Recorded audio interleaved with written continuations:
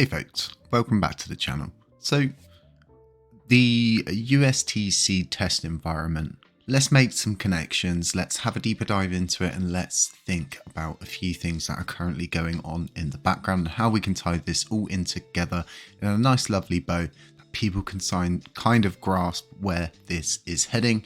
It is early here in the morning, as always with my morning videos. Drop a like, drop a comment, drop a subscription on the way out. It is really going to help this channel grow and reach more people in the LUNC community. If you haven't minted a Project Lunc burn NFT, feel free to do that. Feel free to support and get involved in a consistent monthly burn that is forever. So we've got this tweet from Redline Drifter. Redline Drifter's leading the USTC repeg. We do have a podcast booked with him this month. We do have another podcast booked with Lunc Burn Army also. So a small update.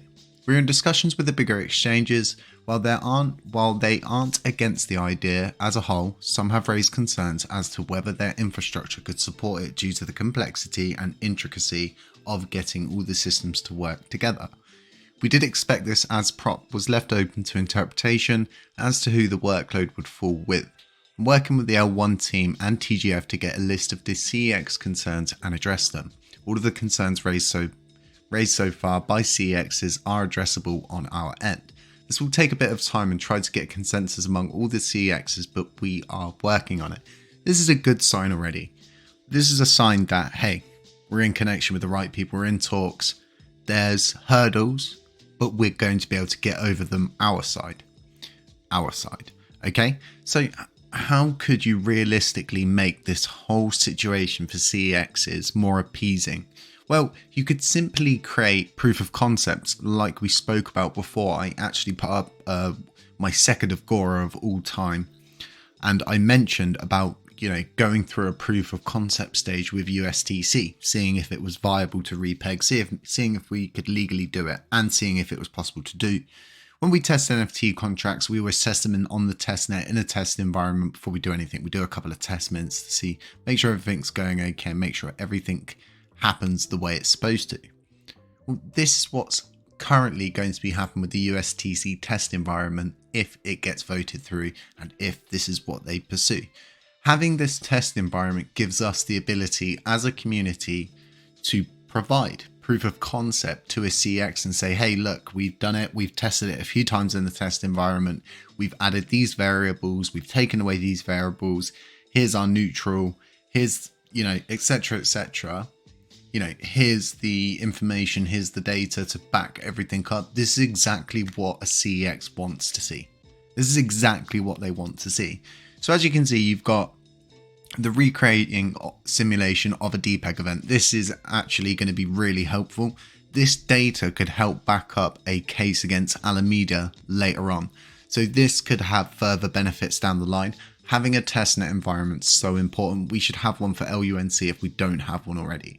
So identifying possible capital controls that could have prevented a death spiral following the USTC DPEG, leaving the mint to burn mechanism in place and placing a cap on maximum supply, conducting a series of transactions to confirm the behavior of Lunar Classic and USTC mint burn behavior, collecting, documenting and analyzing data. This is exactly what we're going to need to provide. We're going to need to see if we can actually make this happen again, and if we can make it happen again, figure out ways to ensure that that cannot happen via that route again. And you can actually go through and knock out loads of different kind of like exits and runways off that you don't want there. And then you've got creating a simulated repeg event. This is even more important because the whole point of what we're doing is wanting to repeg USTC. Yes, there's money involved in exchanges, but they still have to put a lot of time, infrastructure and revenue or liquidity or funding, however you want to call it, into getting this done. We've had CEXs work with us before. Loads of them tweet out all the time saying how they support these kind of things. So hopefully we are going to see them eventually get on board. Once we provide the data, we give them the testnet and we show them what they want to see. So with the repeg event, you've got market module re-enabled, creating perfect world conditions to simulate a repeg to $1.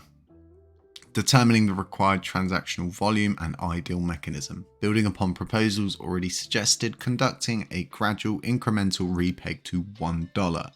using a tax divergent strategy, developing a proof of concept for red line drifter's proposal that passed governance, using a volume-based strategy with a deflationary fee applied simulating on-chain volume for USTC, and then testing proposed strategies for maintaining the USTC peg. Why is this the most important thing in this?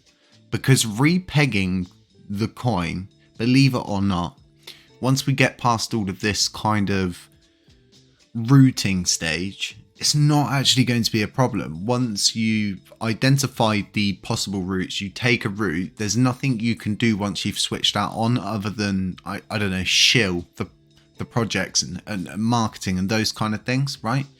It's maintaining that peg. How are we going to back this thing up? We know that backing it up algorithmically didn't work. Many people have talked about backing it up with precious metals. This is called, I think, decimalization, something like that. Or another word, actually. Someone used the word for something not too long ago. Anyway, you sidetracking Jay. So this is so important because holding the peg is really going to be what sets this plan aside. How they're going to do this, I don't know. With what liquidity? I'm guessing what we're going to build up over time. But seriously, maintaining this peg is everything. And this is what is going to make our sector of the cosmos, which is Terra Classic, so strong. Because if we do repeg this, like I keep saying, this isn't just about getting to $1 and maintaining the peg. This is about changing the future of our position in this cosmos. If I was a Luna investor and this thing starts to take off, I would be very, very interested in coming back to the LUNC blockchain. If I hadn't, left sort of thing, then, they might start getting a little bit more interested in this side of things than Luna, because currently you see a lot of the old guard working a lot on Luna, but not so much over here on LUNC. So we have got an acceptance criteria, which is just explaining a few different things. Do have a read through these things, folks. I can only break these down to like a certain extent. Really reading these kind of things helps you absorb the information and actually helps you understand it. I like to listen to things and read them through because I've got this weird kind of thing where I read stuff backwards a lot of the time. I'm getting better at reading things normally, but I don't know why. It's just one of those things. But folks, that's what I've really got for you this morning. This is a real good thing. For me, this is really positive because we're not just asking them to jump on the bandwagon and kind of go, trust me, bro. We're doing the professional and mature thing. We're doing this all correctly. And I think that stands out and that counts.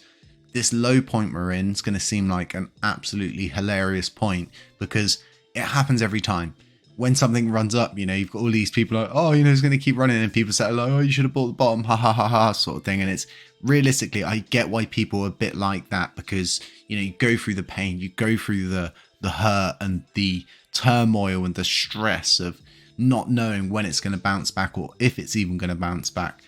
None of us have got a crystal ball. None of us really know. None of this is financial advice, folks. Do remember that. Beware of scammers. Beware of doppelgangers. Beware of anyone pretending to be me. And I will catch you in the next one.